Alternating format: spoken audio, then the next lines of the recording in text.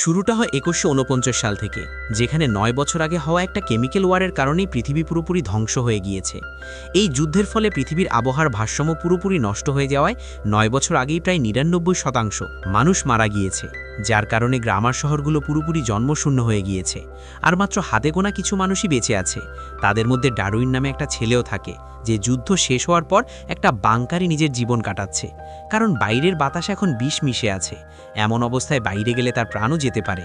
তাই এখন শুধুমাত্র এই বাংকারটাই তার জন্য সুরক্ষিত।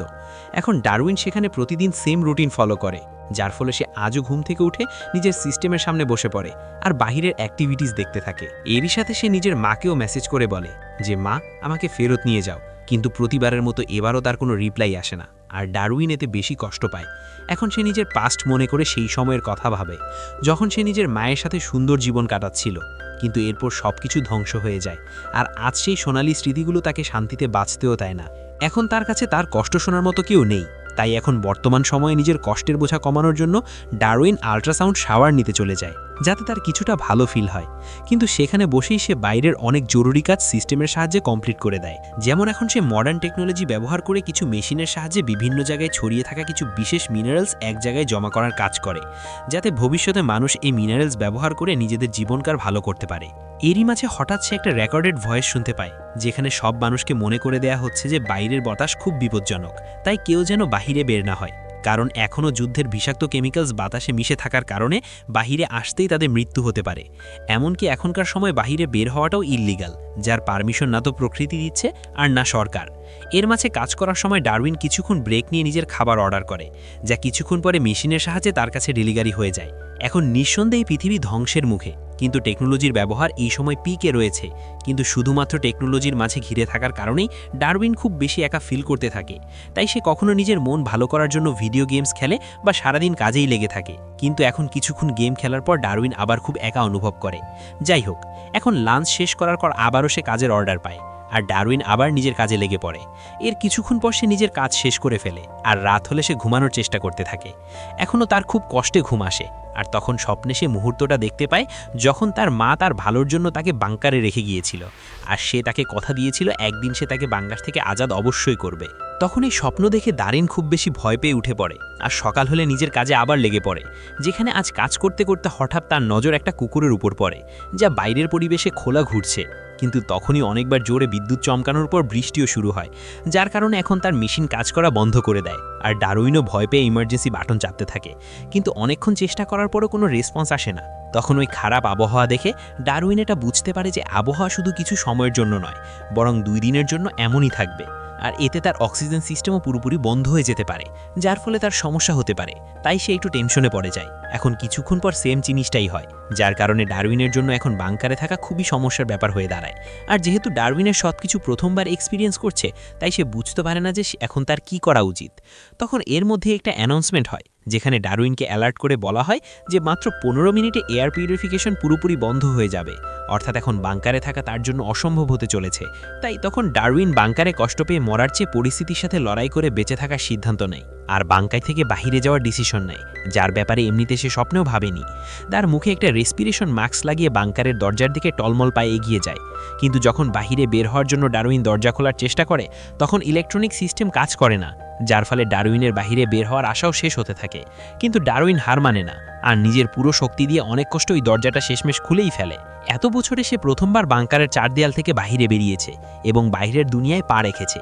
কিন্তু এখন সে একটু সামনে গিয়েছে, তখনই সে ম্যাক্স থেকে একটা ওয়ার্নিং সিগন্যাল পায়, যা এই দিকে ইশারা করছিল যে তার ম্যাক্সের অক্সিজেন লেভেল ডাউন হয়ে যাচ্ছে।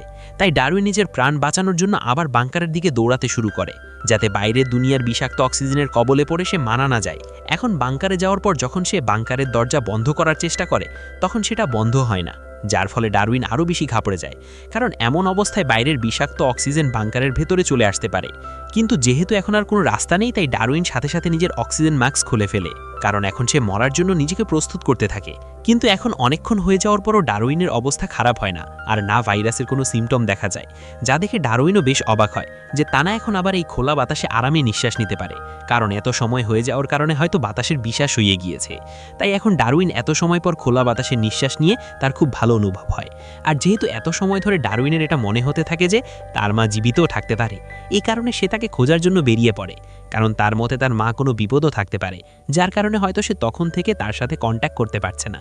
এখন এইভাবে ডারউইন বাংকার থেকে তো বেরিয়ে যায়, কিন্তু একটু দূরে যেতেই তার পা কাঁপতে শুরু করে, সাথে তার খুব বেশি ক্লান্তি হতেও শুরু করে, যার আসল কারণ হলো গত 9 বছর ধরে ডারউইন নিজের বাংকার থেকে বাহিরে আসেনি, যার কারণে তার শরীরে এত দূর পর্যন্ত হাঁটার অভ্যেস নেই।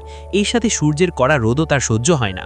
আর এরপর একটু সামনে যেতেই তার ক্ষুধাও লাগতে শুরু করে, কিন্তু এখন নিজের মায়ের ব্যাপারে ভাবতে ভাবতে সে হার মানে না আর সামনে এগুতে থাকে। যাই হোক, এখন একটু সামনে যাওয়ার পর সে পাখি দেখতে পায়, যাকে দেখে এমনিতে তার খুশি হওয়ার কথা, কিন্তু তাকে দেখে ডারউইন উল্টো বিরক্ত হতে শুরু করে। এরপর যখন সে আরও সামনে যায় তখন সে একটি মেশিন দেখতে পায়, যাতে সে নিজের মাকে মেসেজ করে জানায় যে সে তার সাথে দেখা করতে আসছে, কিন্তু প্রতিবারের মতো এখনও তার মায়ের দিক থেকে কোনো রেসপন্স আসে না।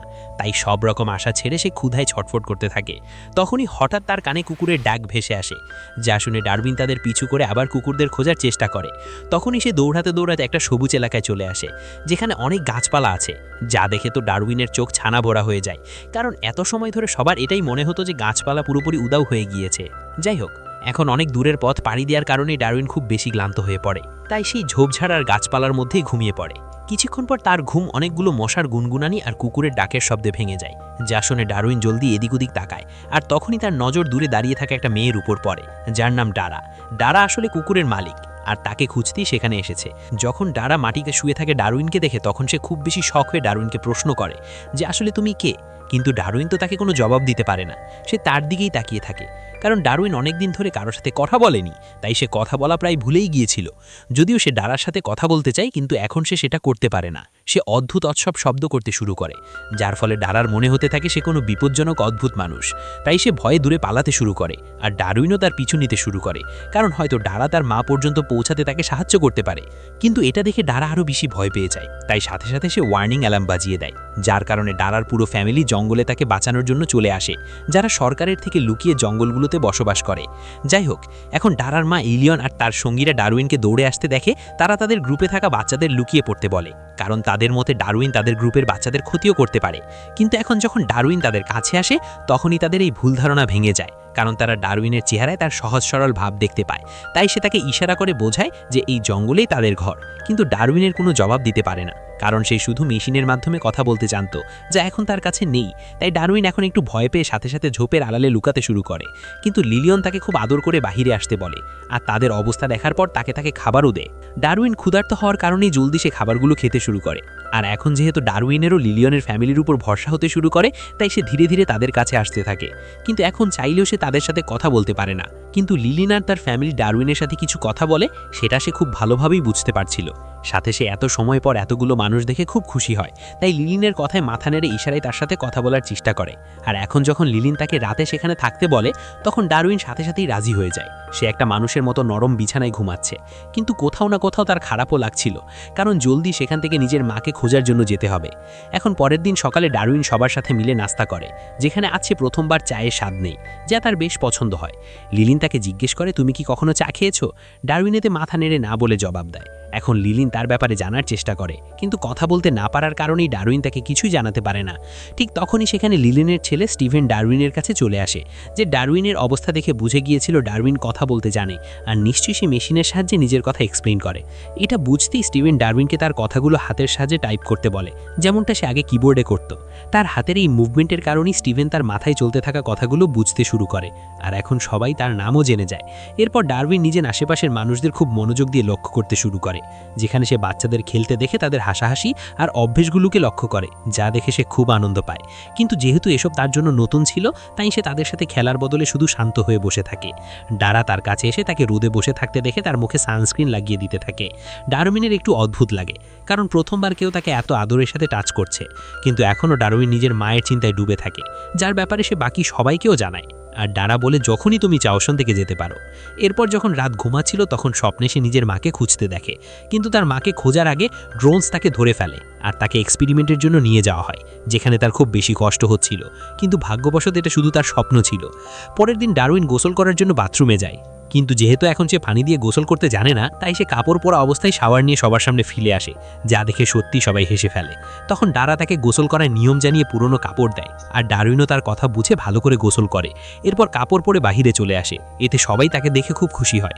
এরপর ডারা তাকে হাতের ইশারায় কথা বলা শেখায়, যাতে সে সহজে অন্যদের সাথে কথা বলতে পারে। ডারউইনেরও সেখানে মানুষদের সাথে এখন আরও বেশি ভালো লাগতে শুরু করে। সে আরও কিছুদিন ওই মানুষদের সাথে কাটানোর সিদ্ধান্ত নেয়। আর যেহেতু এখন ডারউইনের সবচেয়ে বেশি অ্যাটাচমেন্ট ডারার সাথেই, তাই তারা দুজনে বেশি সময় একসাথেই কাটায়। সাথে ডারা ডারউইনকে এগ্রিকালচার অর্থাৎ চাষাবাদ আর প্রকৃতির দেখাশোনা করাও শেখায়। এখন এত সময় ডারার সাথে থাকার কারণে ডারউইন অল্প অল্প কথা বলতেও শিখে যায়, কিন্তু এখন তার বলা শব্দগুলো বেশ অদ্ভুত শোনাতো। কিন্তু তবুও ডারউইন পরিষ্কার কথা বলার চেষ্টা চালিয়ে যায়। এখন তার চেষ্টার কারণে তার সম্পর্ক ডারার সাথে সাথে লিলিনার বাকিদের সাথেও ভালো হতে শুরু করে। এরপর সে ডারার সাথে তার কাজে হাত লাগাতেও শুরু করে দেয়। ডারউইনের এই হেল্পফুল নেচার ডারাকেও তার বেশি কাছে নিয়ে আসে। এখন এভাবেই আরো কিছুদিন কেটে যায়, আর তখনই হঠাৎ একদিন আকাশে একটা সরকারি ড্রোন চলে আসে, যা আশেপাশে রেকর্ডিং করছিল। লিলিনার তার ফ্যামিলি এনজয় করাতে ব্যস্ত থাকে। তারা ওই শোনা মিউজিকের তালে ডান্স করছিল, আর ডারা ডারউইনকেও তার সাথে ডান্স করা শেখায়, যার বদলে ডারউইনও ডারাকে কিছু ফাস্টেস্ট ডান্স মুভ শেখায়। তাদের দুজনের একে অপরের সাথে সময় কাটানো আর মজা করা খুব ভালো লাগে। তাই এখন তারা দুজনেই জঙ্গলে ঘোরার জন্য বেরিয়ে পড়ে, যেখানে ডারা ডারউইনকে নিজের বাবার ব্যাপারে বলতে গিয়ে বলে যে আমার বাবা পরিবারকে বাঁচানোর জন্য অনেক কষ্ট সহ্য করেছে। এমনিতে এখন তো সে আমাদের মাঝে নেই, কিন্তু তার কারণেই আজ আমাদের ফ্যামিলি বেঁচে আছে। এটুকু বলে ডারা নিজের বাবাকে মনে করে। ডারউইনও এটা বলে আমি সবসময় তোমার সাথে থাকতে চাই, যদিও আমার বাবা আমার সাথে নেই, কিন্তু তুমি আমার সাথে অবশ্যই থেকো। এখন যেহেতু ডারউইনও তাকে পছন্দ করতে শুরু করেছে, তাই সেও তাকে এক কথায় হ্যাঁ জবাব দেয়। এখন এর পরের দিন যখন তারা ঘুরতে ঘুরতে পাহাড়ে উঁচু চূড়ায় যায়, তখন ফাইনালি ডারা ডারউইনের কাছে ঈদের ভালোবাসার কথা প্রকাশ করে, যার ফলে ডারউইন খুব বেশি খুশি হয়, আর সেও সাথে সাথে তার কাছে নিজের ভালোবাসার কথা প্রকাশ করে। ঠিক এরপর যখন পুরো ফ্যামিলি হাসি খুশি জঙ্গলের সামনে দিয়ে এগোচ্ছিল, তখন হঠাৎ স্টিভেন কিছু অদ্ভুত শব্দ শুনতে পায়, আর সে সবাইকে শান্ত থাকতে বলে। কিন্তু তখনই হঠাৎ তাদের একটু আওয়াজ করার কারণেই সেখানে থাকা ড্রোনস তাদের নোটিস করে ফেলে, আর ওই আওয়াজ ফলো করে ওই ড্রোনস তাদের দিকে আসতে শুরু করে। কিন্তু ভাগ্যবশত ওই ড্রোনসগুলো সেখানে আসার আগেই সবাই পাথরের মাঝে লুকিয়ে পড়ে, যাতে ড্রোনের রাইডারে তারা ক্যাপচারে না হয়, না ড্রোন তাদের নোটিস না করে সেখান থেকে সামনে চলে যায়। এখন এরপর বাকি সবাই নিজেদের ঘরে ফিরতে শুরু করে, যেখানে এখন লিলিনের আরেক মেয়ে বেথ, তার মুড একদমই ভালো ছিল না, কারণ তার মতে ড্রোনসের এতদূর পর্যন্ত আসার কারণ ডারউইন ছিল, কারণ তারা সেটার অনেক আগ পর্যন্ত কোনো ড্রোন সেখানে আসেনি।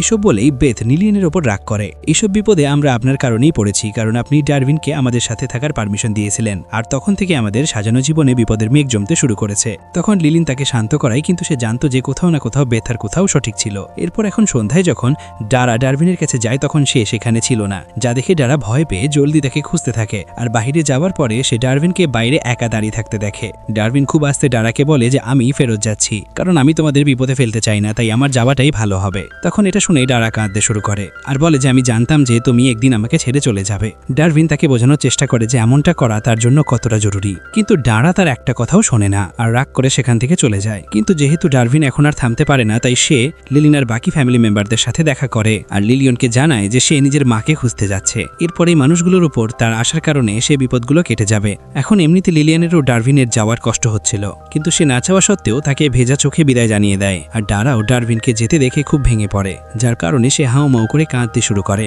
ওদিকে ডারউইন এখন একা একাই সামনের পথ পাড়ি দিচ্ছিল, যেখানে রাস্তায় সে ড্রোনের ওপর নজর রাখে, কারণ যদি সে ড্রোনের নজরে আসে তবে হয়তো তাকে ধরে নিয়ে যাওয়া হবে। যাই হোক, এখন এরপর চলতে চলতে ডারউইন একটা কমিউনিকেশন মেশিনের কাছে পৌঁছায়, যেখানে সে লিলিয়ানের দেওয়া চাবি লাগিয়ে দেয়, যা লিলিয়ন তাকে ঘর থেকে বেরোবার সময় দিয়েছিল, যাতে সে তাদের আশেপাশের এলাকার কমিউনিকেশন সিস্টেম অ্যাক্টিভেট করতে পারে। এখন তার সাহায্যে আবার কন্ট্যাক্ট করায়, আর তারা নিজের মায়ের সাথে কন্ট্যাক্ট হয়ে যায়, যে এখনো এত বছর ধরে ভয় নিজের বাংকারেই থাকছে। যা জেনে ডারউইন জলদি নিজের মায়ের বাংকারের কাছে যায়, আর তাকে বাইরে আসতে বলতে থাকে, কিন্তু তার মা এখনো খুব বেশি ভয় পেয়ে আছে। সে বাইরে আসতে ভয় পায়, সাথে সে এখনো ডারউইনকে চিনতেও পারছে না, তাই সে ডারউইনের কাছে একটা ড্রোন পাঠায়, যাতে ডারউইন নিজের ব্যাপারে সব জানে। যা জেনে ডারউইনের মা এমনিতে একটু অদ্ভুত বিহেভ করে, কিন্তু পরে সে ফাইনালি ডারউইনের কাছে চলে যায়। ডারউইন তাকে পাস্টের সব কথা মনে করানোর চেষ্টা করে, কিন্তু এখনো তার ঠিক মতো কিছু মনে আসছিল না, তাই সে ডারউইনের কোনো জবাব দেয় না। তখন ডারউইন বাংকারের ভেতর গিয়ে তার কাছে তাদের কম্পিউটার ব্যবহার করার পারমিশন চায়, তাকে লিলিনার তার ফ্যামিলির ফটো দেখায়, কিন্তু এখনো যখন তার মা কোনো জবাব দেয় না, তখন ডারউইন সেখান থেকে যেতে থাকে। কিন্তু তখনই তার মা তার নাম ধরে ডাকে, আর তাকে জিজ্ঞেস করে যে তুমি কি ভিডিও গেমস খেলা ছেড়ে দিয়েছো। এখন এটা শুনে ডারউইন খুব খুশি হয়, কারণ তার মা তাকে চিনে ফেলেছে, আর তাদের পুরনো স্মৃতিও ফিরে এসেছে। ডারউইন সেখান থেকে সোজা ডারার কাছে পৌঁছায়, যে এখনো তার অপেক্ষায় বসে আছে, আর সে ডারউইনকে দেখে খুব খুশি হয়ে যায়, যার পর তারা দুজনে কিস করে এবং সারা জীবন একে অপরের সাথে থাকার সিদ্ধান্ত নেয়। আর এই হ্যাপি এন্ডিং এর সাথে এই মুভিটি এখানে শেষ হয়।